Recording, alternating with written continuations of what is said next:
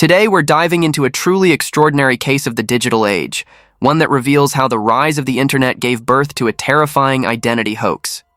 A meticulously crafted online persona spun a perfect illusion of love, drawing its victim into a fantasy so convincing, escape was nearly impossible. When the truth finally unraveled, the shocking identity twist hit with the force of a horror film unmasking, like watching someone's skin being peeled away to reveal a demon underneath. Let's rewind the timeline to 2010 and piece together what really happened. This case took place in Xinjiang, a small, picturesque city in Jiangsu Province, China. Located along the Yangtze River, it's a town where life flows gently with the current. Residents sleep to the sound of water and wake to the aroma of crab-filled steamed buns drifting from morning markets. Peace and contentment seem to saturate every corner. But that tranquility was shattered on March 27, 2010, by a gruesome murder. The crime scene was so disturbing, it sent chills down everyone's spine. At around 6 a.m., a cleaning lady began her routine shift at the Nanhuan Huayuan apartment complex. As she passed Building 12, she suddenly let out a terrified scream. Lying face down in the flower bed was a young man's lifeless body, soaked in blood. She immediately called the police. When officers arrived, they found a group of elderly residents gathered nearby, murmuring in shock as they had their morning exercise. Authorities swiftly sealed off the area to preserve the crime scene. The victim, a man in his early 20s, was discovered face down. Blood pooled around his head, forming a dark stain nearly 20 inches wide. It continued to seep from the wound. The back of his skull was completely caved in. Forensic experts estimated his time of death to be around 3 a.m., caused by blunt force trauma to the head that fractured his skull and disfigured his face. The bones at the base of the skull were shattered almost entirely. It's common knowledge that the back of the head is one of the most vulnerable parts of the human body. That's why even the most seasoned investigators couldn't bring themselves to look directly at the brutal injury without wincing. But what truly puzzled the police was what they found on the victim. His wallet was intact, containing 3,800 yen in cash, and his credit cards, untouched. Nothing appeared to have been stolen. Such a savage attack. But no robbery? This clearly wasn't a mugging gone wrong. So who was the killer? What kind of motive could drive someone to murder a young man with such vicious intent? Could it be the result of deep, irrational hatred? Based on a thorough examination of the body and the scene, authorities confirmed that the victim died between 3 a.m. and 3:30 a.m. The investigation was launched immediately. Witnesses and local residents were brought in for questioning, starting with the cleaning lady who first discovered the body. After a thorough investigation, the victim's identity was confirmed. Zhu Peng, 24 years old, was a resident of the apartment complex where the murder occurred. What made the news especially heartbreaking was the fact that Zhu Peng had only been married for 5 months and had moved into the building just 6 months prior. At 24, he should have been in the prime of his life, newly married, enjoying the sweet early days of a young marriage. But all of that came crashing down in an instant, destroyed by a sudden and brutal act of violence. When the devastating news reached his parents, a middle-aged couple, they were completely overwhelmed. His mother fainted on the spot, while his father stood frozen in silence, unable to speak. When questioned by police, they were visibly confused and at a loss for words. Their son had always been gentle and kind, never in conflict with anyone. They couldn't begin to understand why he would be targeted in such a savage attack. In contrast to the overwhelming grief of the parents, the behavior of Zhu Peng's newlywed wife, Liu Bolian, raised red flags. Though married for just 5 months, the young woman fell into an unstable psychological state after learning of her husband's death. Her erratic behavior required constant supervision from family members. As the person closest to the victim, Bolian naturally became a central figure in the investigation. During police questioning, she tried to suppress her grief and recounted what had happened on the night of the murder. According to her statement, she had experienced severe abdominal pain around midnight and asked her husband to go out and buy medicine. He refused, which led to an argument. She eventually decided to go to the hospital alone. When she returned the next morning, she was met with the horrifying news of her husband's murder. As for what happened after she left, she claimed to know nothing. While she had previously appeared panicked and distressed, Bolian became unexpectedly composed once inside the interrogation room. She answered questions clearly and logically, so much so that officers began to feel uneasy. Her calm demeanor stood in stark contrast to the soft and fragile image she had projected before. A series of suspicious details began to emerge. The couple had only been married a short time, so why would Ju Peng allow his wife to leave alone in the middle of the night? Why did he carry a large amount of cash, 3,800 yen, on him? Could it be that, after their argument, he changed his mind and tried to catch up with her? But when asked to provide medical records from the hospital, Bolian failed to produce any documentation. Then, a critical clue from a neighbor brought a new twist to the case. A resident of the complex reported hearing strange noises on the night of the murder. They weren't sounds of arguing or a struggle, but rather something eerie and hard to describe, enough to send chills down the spine. The investigative team immediately took notice. What exactly had this neighbor heard? Mr. Wang, who lived in apartment 302, said he was awoken that night by a peculiar thudding noise. He described it as sounding like a wet towel slapping against concrete, or a blunt object hitting a watermelon. He checked the time, exactly 3:18 a.m. Still groggy, he rolled over and went back to sleep, never realizing that those soft, strange noises were masking the horrifying reality of a murder taking place just steps away. By comparing the forensic report with Mr. Wang's testimony, investigators began to uncover a horrifying truth. The chilling, thud sounds he heard were actually the noise of a weapon striking Ju Peng's body, the very sound of death, unfolding in utter silence. What made the case even more unsettling was what several residents later confirmed. At the time of the murder, the entire apartment complex was cloaked in an eerie, unnatural stillness. There were no cries for help, no sounds of a struggle, not even the faintest footsteps. Picture the scene. The wife claims she had severe stomach pain and went to seek medical attention. Meanwhile, her husband, carrying 3,800 yen in cash, is believed to have followed her out. But just 160 feet from their home, he was brutally murdered. And yet, Ju Peng, a physically healthy young man, never made a single sound to cry for help. That detail alone raised serious suspicions. All signs began pointing toward a chilling theory. Perhaps the killer was someone Ju Peng knew, someone he never suspected would hurt him. And that's why Liu Bolian, his newlywed wife, quickly rose to the top of the suspect list. Inside the interrogation room, under the cold fluorescent lights, Bolian's pale face appeared even more ghostly. When confronted with damning evidence, there was no hospital record of her alleged visit, she suddenly smiled. It was an eerie, unnatural grin that sent shivers down the investigators' spines. And then, with eerie calm, she confessed. She and a man she had met online had conspired together to murder her husband. Her unexpected confession stunned the entire investigative team. But as the interrogation continued, what surfaced next was even more bizarre. On Bolian's computer, police found photos of the so-called online lover, someone who went by the name Ouyang Xiu.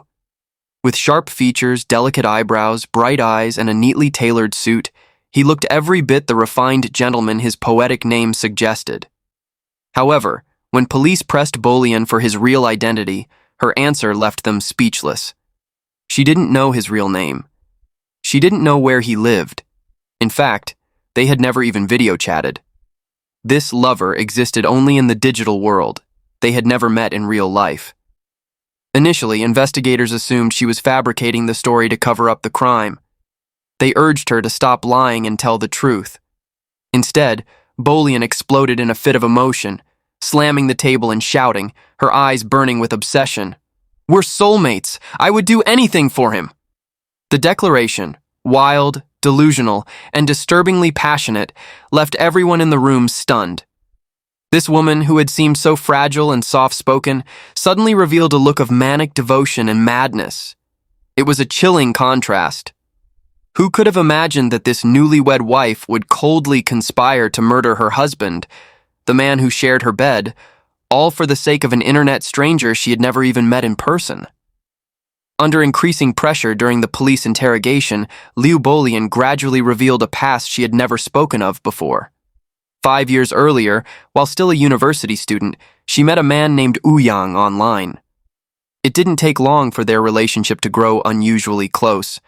They talked every day, from morning until late at night, as if there were an endless supply of things to share. Yang's gentle nature, intelligence, and emotional sensitivity struck a deep chord in Bolian's young, impressionable heart. But then, 3 months into their online romance, Yang suddenly disappeared. He was gone for a full week without a single message. Just as Bolian was nearing desperation, he reappeared out of nowhere, explaining that he had been teaching in a remote mountain area where there was no phone signal. Far from being upset, Bolian felt even more admiration for him, viewing his absence as a noble sacrifice. What came next was even more surprising. Their virtual romance crossed into the real world. 6 months after their first online encounter, Yang showed up unannounced at the front gate of Bolian's university, holding a bouquet of sunflowers. She was overwhelmed with emotion. In person, he seemed even more attractive than his online persona, refined, calm, well-dressed, and impeccably polite. From that point forward, they met regularly, even taking trips together and staying in hotels on multiple occasions. Still, one thing puzzled Bolian. Yang always maintained a certain emotional and physical distance. Although he allowed hugs and kisses, he never crossed the line, always stopping just short of intimacy. And strangely, this restraint only made Bolian more obsessed. That self-control convinced her that Yang was the perfect gentleman, the ideal partner. But love isn't always a bed of roses. In her junior year of college, Bolian and Yang went through a breakup. She had stumbled upon suspicious text messages on his phone, flirty conversations with other women. When confronted, Yang didn't deny it. Instead, he turned the tables and blamed Bolian for not trusting him enough. They stayed apart for 2 months. During that time, Bolian was emotionally devastated. Her mental health plummeted, and so did her academic performance. Then, out of the blue, she received a handwritten letter from Yang. In it, he expressed deep sorrow over their breakup and enclosed a silver bracelet engraved with both of their names. The sincerity of the words melted Bolian's heart. She forgave him immediately, and they got back together. From that point on, Bolian developed an intense emotional dependence on him. She dreamed constantly of a future together, getting married right after graduation, building a happy home, and raising a sweet child. Time went by. Bolian graduated from college and repeatedly brought up the idea of marriage. But Yang always responded vaguely. He neither agreed nor refused, always keeping things ambiguous. Then one day, without warning, he vanished, again, without a trace. For 3 entire months, there was no way to contact Yang, no phone calls, no messages on QQ or any social media platforms. It was as if he had vanished into thin air. During that time, Bolian spiraled into near madness, desperately searching for him with no success. At one point, she even considered ending her own life. Just when she hit rock bottom, Yang reappeared. He sent Bolian a medical diagnosis from a hospital, claiming he had been seriously ill and didn't want to drag her into his problems. This dramatic act of self-sacrifice deeply moved Bolian. Without hesitation, she told him she would stay by his side, no matter what illness he had. But then came a revelation even more devastating. Yang confessed that he had a congenital sexual dysfunction, meaning he could never give her a normal marital relationship. Ironically, this brutal honesty only deepened Bolian's obsession. She became completely consumed by a fantasy-like love, idealizing Yang as a perfect spiritual partner, someone who existed above all worldly concerns. It was a blind, delusional, platonic infatuation. Meanwhile, Bolian's parents always saw their daughter as a well-behaved, obedient child. They had no idea she had been entangled in an online relationship that had lasted for 5 years. Nor could they imagine that this sweet, gentle daughter had long since given her heart to a shadowy figure from the internet. And so, with the best of intentions, her parents carefully selected Ju Peng as a suitable husband for their daughter. Ju Peng, 24 years old, was the only son of a middle-class family in the city. A graduate of a reputable university, he came from a household where both parents were successful business people with a solid financial foundation and a broad social network. Wanting to ensure a stable future for their son, they had purchased a condo worth around 3 million yen as a wedding home and sought out a compatible bride for him through traditional matchmaking. That's how Bolian met Ju Peng. Sadly, the young man had no way of knowing that this marriage would not mark the beginning of a happy life, but rather the first step toward a tragic end. During the investigation, police uncovered that Ouyang was an incredibly secretive individual. Over the span of 5 years, he had never made a single video call, never revealed his real name, address, or any basic personal information.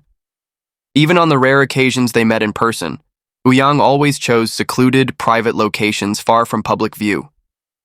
All of these red flags should have raised serious concerns. But Bolian, blinded by emotion, ignored every warning sign.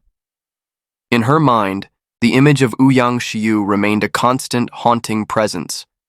Their digital romance had become like a flower reflected in a mirror, or the moon shimmering on water, beautiful to behold, but forever out of reach.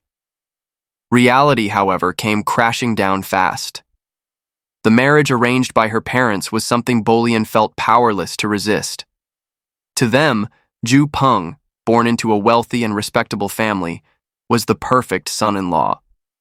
From childhood through adulthood, every milestone in Bolian's life had been carefully mapped out by her parents: where she would study, what she would major in, who she would befriend, and now, even who she would marry. Everything was to follow their plan, without exception. And so, Bolian began attending arranged matchmaking meetings on schedule, acting polite toward Ju Peng and presenting herself as the ideal, well-mannered bride-to-be. Outwardly, she played the part of a dutiful daughter, but internally, she was filled with conflict and quiet resistance. Eventually, she consoled herself with a common thought: maybe love can grow with time. My parents know what's best for me. In the end, Bolian agreed to marry Ju Peng. Their lavish wedding was everything her parents had hoped for. On that day, Bolian walked down the aisle in a pristine white gown, surrounded by applause and blessings from friends and family. But no one noticed the flicker of emptiness in her eyes when Ju Peng slipped the ring onto her finger. Amid the lively celebrations, no one saw the bride occasionally lowering her head to check her phone in secret. While everyone believed Bolian had found her happily ever after, her heart remained quietly tethered to someone else. From the outside, married life seemed peaceful. Every morning, Bolian would wake up early to make breakfast for her husband and tend to the household like a model wife. But at night, once Ju Peng was fast asleep, she would quietly retrieve a hidden backup phone from the back of the closet, log into a private messaging account, one only a single person knew about. The pale blue glow of the screen lit up her face, which was filled with longing. In that blurry virtual world, Bolian still belonged to Ouyang. What chills the blood is this? Until the very moment he died, Ju Peng, the man who had shared her bed, never knew about the dark secret his wife was keeping. And had things gone the way Bolian envisioned, had her online, platonic-style romance remained buried in the shadows, the tragedy we've been recounting might never have happened. The turning point in this entire story began with Ouyang himself, when Bolian, pressured by her family's expectations, informed him that she was about to marry someone else. She intended to end things gently, with a farewell message.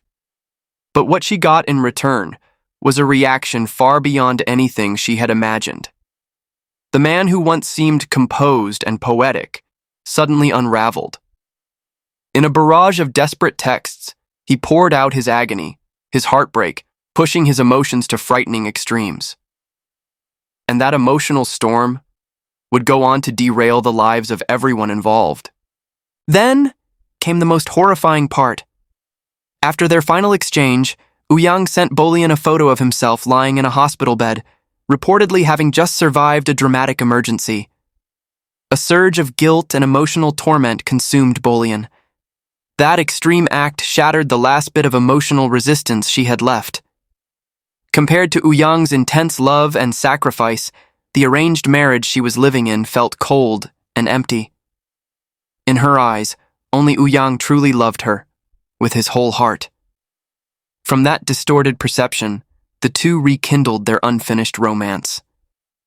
But by then, Bolian was already legally married, forced to live a double life. On one side, a lawful husband. On the other, a secret lover in the shadows. Sensing her emotional vulnerability, Ouyang began to systematically manipulate her mind. He gradually planted a toxic idea that Bolian was merely a pawn, sacrificed in a transactional alliance between her parents and the Jew family. His words, like poison delivered in slow doses, steadily eroded her reasoning. Bolian began to harbor vague hostility toward her husband and his family. In day-to-day life, she scrutinized every word, every gesture. Harmless interactions were twisted in her mind into intentional slights. Anytime there was tension with Ju Peng or her in-laws, Bolian would immediately turn to Ouyang to vent.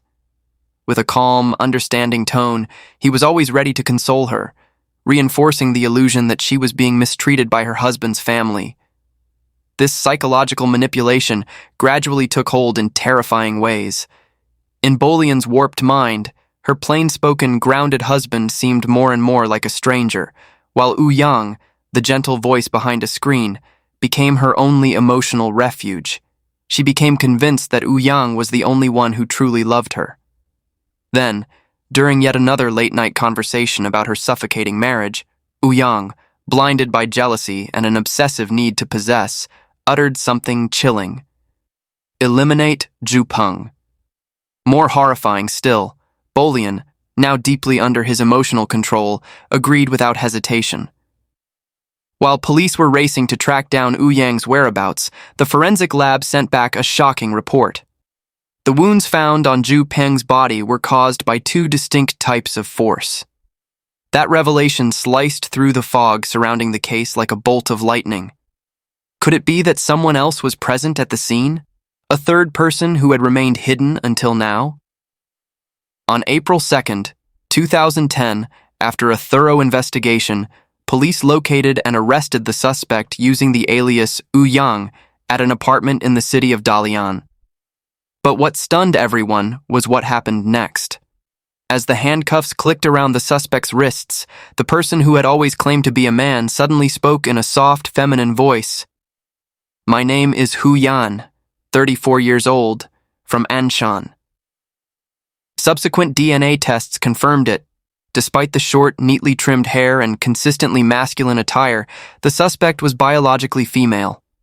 Medical records also showed that Hu Yan had never undergone any form of gender reassignment surgery. For over 3 decades, she had lived with all the physiological traits of a woman. When police presented Liu Bolian with irrefutable evidence, she erupted in panic, screaming, "That's impossible! We met in person 11 times over the past 5 years. How could this be?" She then vomited violently and suffered a severe emotional breakdown that lasted nearly 30 minutes. In the interrogation room, the suspect behind the alias Ouyang, Hu Yan, remained eerily composed as she revealed even more disturbing details. She admitted she had struggled with severe gender identity disorder since childhood and had always presented herself as a man online. Throughout her relationship with Bolian, Hu Yan used chest binders, shoulder pads, and voice-changing software to maintain the illusion of being male. Whenever they stayed in hotels together, she avoided physical intimacy by claiming she wasn't feeling well. As the investigation dug deeper, a horrifying timeline began to emerge. Not long after Bolian got married, Hu Yan attempted suicide by overdosing on sleeping pills, but survived. The two reconnected soon after, and from that point on, Hu Yan began systematically manipulating Bolian's mind. Recovered chat logs from electronic devices revealed Hu Yan constantly fed Bolian twisted ideas. By February 2010, police observed signs that Bolian had fallen under complete psychological control. She had even started documenting so-called evidence of abuse by her husband, recording petty grievances like, "He didn't pick food out for me at dinner." After the two agreed that Zhu Peng needed to be removed, Hu Yan boarded train K368 on March 15th and traveled to Xinjiang. There, she silently scouted the apartment complex where Bolian and her husband lived. During her surveillance, Hu Yan discovered a blind spot in the building's security camera coverage. It was at that exact spot that a deadly plan began to take shape. 2 days later, around midnight, Hu Yang, who was in reality Hu Yan, a woman standing just 5 feet 5 inches tall, carried out a brutal assault that left Zhu Peng dead. Her weapon, a heavy iron hammer. According to the autopsy report, the victim suffered a total of 9 blunt force impacts to the head. The blows clearly escalated in intensity. The first few hits knocked Zhu Peng unconscious, but the attacker kept going, striking harder with each blow.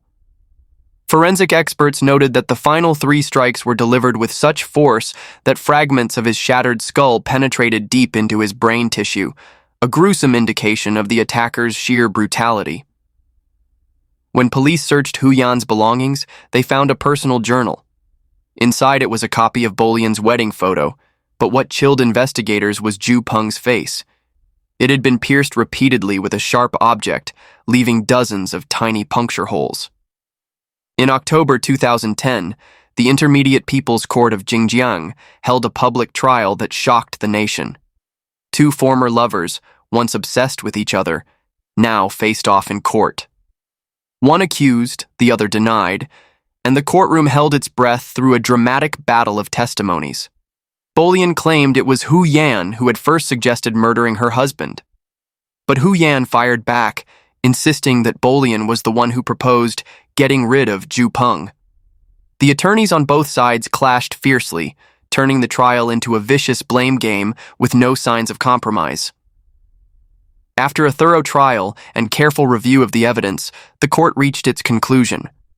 Bolian had facilitated and chosen the timing of the attack, while Hu Yan had carried out the act. Both were deemed equal participants in a premeditated murder and were held jointly responsible as co-conspirators.